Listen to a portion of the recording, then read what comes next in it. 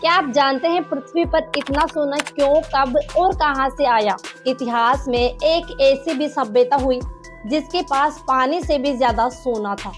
ये दुनिया 6000 साल पहले एक बड़े पैमाने पर इजिप्ट के लोगों को पृथ्वी की खदानों में से गोल्ड हाथ लगा। इसके बाद ये गोल्ड मानव सभ्यता के अंत तक गया। पृथ्वी के गर्भ से बड़े पैमाने पर गोल्ड को हासिल करने वाली ये घटना हैरान कर देने वाली थी। एक सुखद एहसास, मानो कोई जैकपॉट हाथ लग गया हो, क्योंकि पृथ्वी से इतनी सारी मात्रा में सोना हाथ लगना कोई आम बात नहीं थी। क्या आपको पता है, सोना पृथ्वी का है ही नहीं। पृथ्वी पर सोना कहीं और से आया है, क्योंकि पृथ्वी की जीओपी इस लॉजिक तौर पृथ्वी का नेचर गोल्ड के अनुरूप नहीं है। तो अब सवाल है क्या, आखिर पृथ्वी पर सोना आया कहां से? तो दोस्तों, आज हम पृथ्वी पर जितना भी सोना देखते हैं वह हमेशा सिर्फ पृथ्वी पर नहीं, पर सोना दरअसल सुपरनोवा न्यूक्लियर सिंथेसिस से बनता है। मतलब कि मानव के जो पूरे सोना होता है वह किसी मरे हुए तारे का मलबा होता है, और पृथ्वी पर जो गोल्ड पाया जाता है वह हमें अरबों साल पहले हुए, यानी कि पृथ्वी की शुरुआत में ही हुई उल्का वर्षा के कारण मिला है।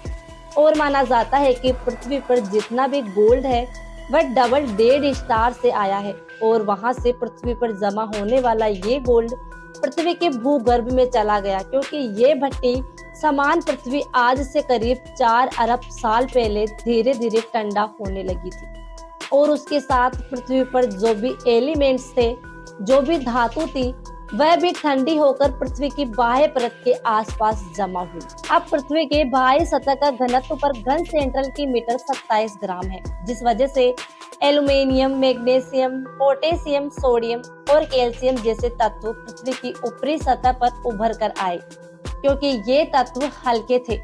बाकी लोहा, सीसा, तांबा, मरक्यूरी और प्लेटिनम जैसे भारी तत्व अपने अनुभाग के मुताबिक जमीन के नीचे चली गई, जिसमें गोल्ड भी एक थी। गोल्ड के साथ ये सभी धातु पातालवासी बन गई, और शायद ये धातु हमेशा के लिए वहां पर कैद होकर रह गई। लेकिन पृथ्वी पर होने वाला प्लेट्स की चहल पहल और ज्वालामुखी विस्फोटों ने इन धातुओं को कैद खानों से तोड़कर बाहर लाना शुरू कर दिया। पृथ्वी के लावा के साथ ये सभी धातुएं पृथ्वी की सतह पर ऊपर आने लगी, और ऐसे बहुत सारा सोना भी पृथ्वी के पहाड़ में भी जमा हुआ। धीरे धीरे बारिश के चलते पृथ्वी के ये पहाड़ भी गलने लगे, और धीरे धीरे धातुएं नदी में भी जाने लगे, और उसके बाद स्वर्ण के कण समुद्र में भी जा बसे। इन स्वर्ण किरणों का जत्था बड़े समुद्र और बड़ी नदियों के मामले में इतना कम था कि उसे हासिल करने के लिए बहुत टाइम और बहुत ही मेहनत लगने वाली थी। एक सभ्यता जो अमेरिकन कॉन्टिनेंट में रहती थी, जिसका नाम इक्का सभ्यता थी, उस जगह पर सिर्फ सोना ही सोना मिलता था। वहां के भूख में विभाग की जमीनी रचना ही ऐसी थी कि ज्वालामुखी से सबसे ज्यादा सोने का भंडार वहीं पर आया था।